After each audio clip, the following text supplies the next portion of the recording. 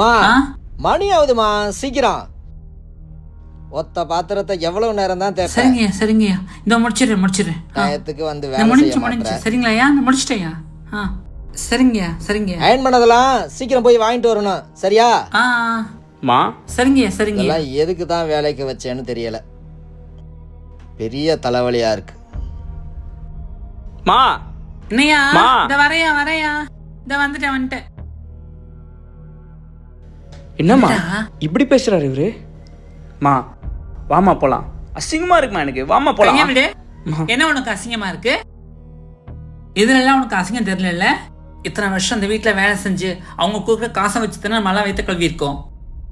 அப்பெல்லாம் சம்பாரிச்சு கொண்டு வந்து உன்கிட்ட காசு கொடுத்தேன்ல, இப்படி கஷ்டப்பட்டு சம்பாரிச்சுட்டு வந்து பரீட்சைக்கு இப்ப பீஸ் கட்டினா பசங்களோட ஊர் சுத்திட்டு பெயில் ஆயிட்டு வந்து நின்ன, அது உனக்கு அசிங்கமா தெரியலையா?